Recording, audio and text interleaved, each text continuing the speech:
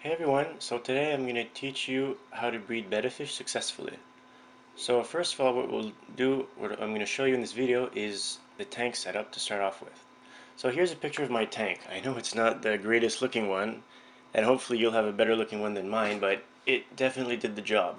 So what you'll need a sponge filter in the tank, and during the reproduction, you do not turn it on, but when the fry start swimming, you can then set it to a slow bubble.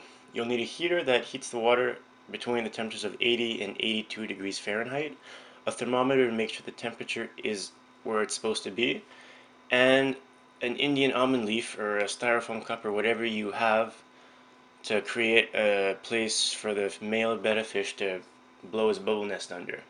And what is also good to have in the tank are a couple of plants so that the female betta will have a cover to hide from the male. And as you see, I have saran wrap on top of my tank. That's because I don't have a cover, and it also um, allows me to keep all the moisture in the tank and to make sure that the temperature fluctuations between the outer area and the tank aren't too big so that the fry won't get sick or to cause the water temperatures to change too drastically. And that's about all you need to. So now after, so now to start the video, I'll tell you the steps I did prior to actually introducing the male and the female in the tank together.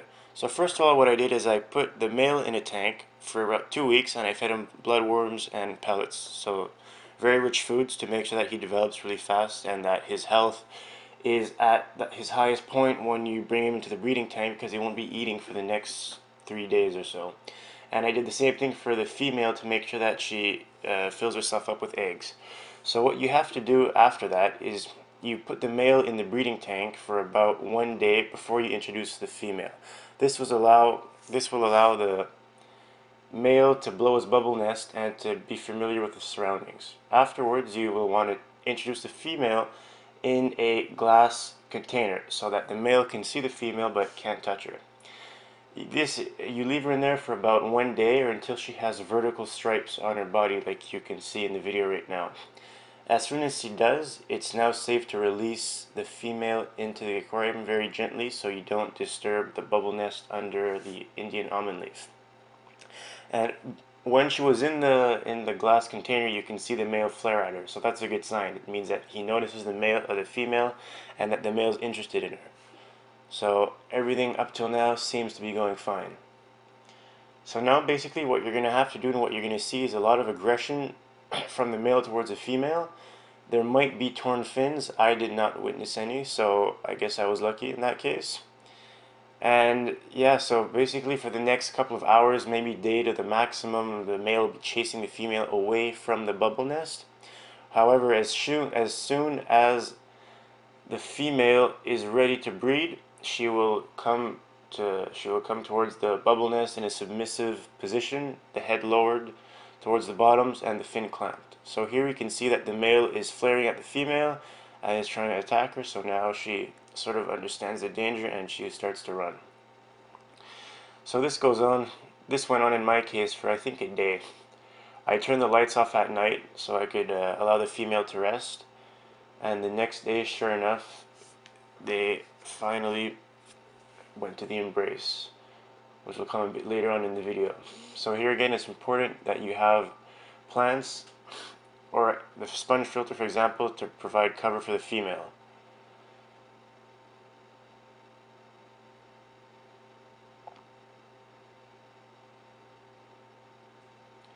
And that little set of rocks there that I put was very unnecessary. It's just that I wanted the plants to stay at the bottom of the tank, but you could easily just wrap the roots with something heavy so that they stay sunken underwater.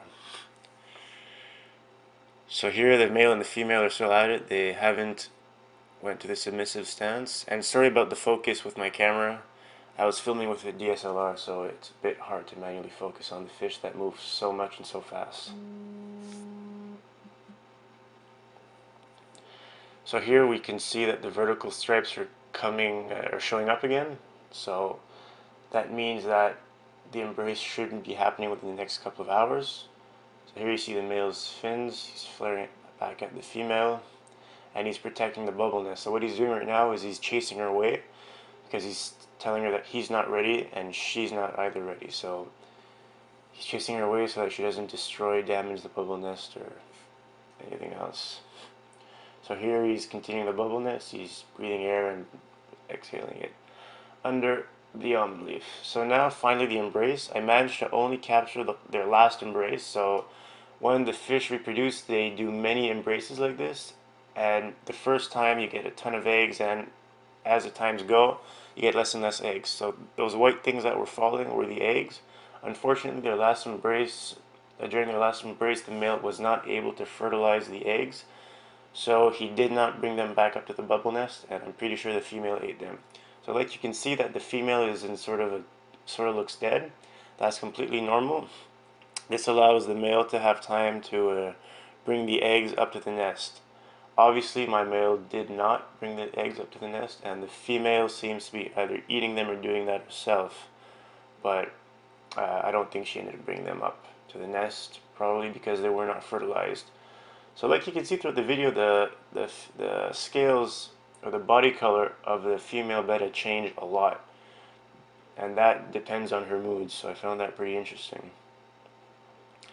So now all the eggs are in the bubble nest. I removed the female from the tank after the last embrace, and now we can see my male betta trying to put the eggs that fell back onto the nest. Unfortunately, he's having a very difficult time doing so for some reason. So, yep, he will have to do this for the next day or 2 days until the fry actually hatch. So that's why you don't want to add more than 3 to 4 inches of water in the tank, because this makes it a lot easier for him. He'll be doing this day and night. At night, you're not supposed to turn the lights off because he will not be able to see when the eggs fall. So he's still doing that, staying under the nest, making sure everything's okay, catching all the eggs that are falling. And then now we finally make it to the fry.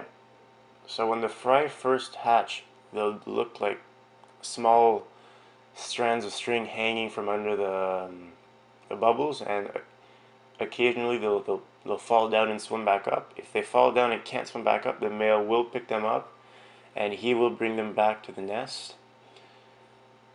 So there we see the fry. There's about, I'd say, 100 or so fry under that nest. That's why it's important that you have lots of food, for example microworms or banana worms or Walter worms or any sort of worms, or even a brine shrimp, baby brine shrimp, which is a bit more complicated because it requires equipment to actually breed them,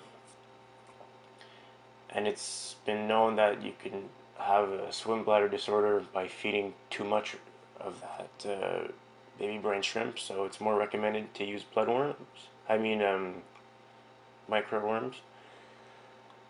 So now we just see the male waiting under the almond leaf just to make sure that everything's okay. And finally, after about another day or so under the leaf, as the fried hatch, they are finally free swimming, which means that they completely used up their yolk sac. So now is when you have to feed them for the first time. You don't want to feed them too much because a lot of food will go to waste because their appetite isn't very big at this moment in time. And this is also when you'd want to remove the male from the tank, because now the only thing that he can actually do is eat the fry. He can't really help them in any other way.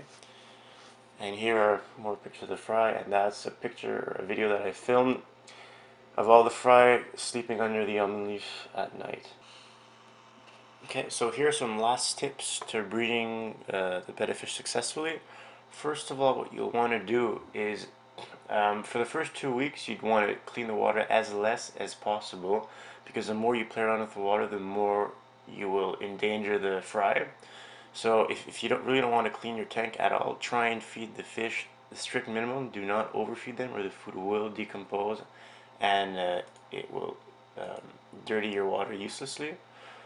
Also, what you'd want to do is now, after you remove the male, so after the fry or free swimming, you'd want to turn the lights off at night and turn them back on during the day, just like any normal fish tank. And after the 2 weeks, you do want to clean the tank oftenly enough. If you can, siphon out the dead or unneeded microworms with sponge filter air tube for the first couple of weeks because the fry are really small. It's best. You'll also probably suck up fry by accident, so you'd have to find a way to take them out of your bucket and put them back in the tank. And besides that, everything else should be pretty simple, straightforward. If you have any questions, don't be shy to ask, and I'll do my best to help you. Thanks for watching.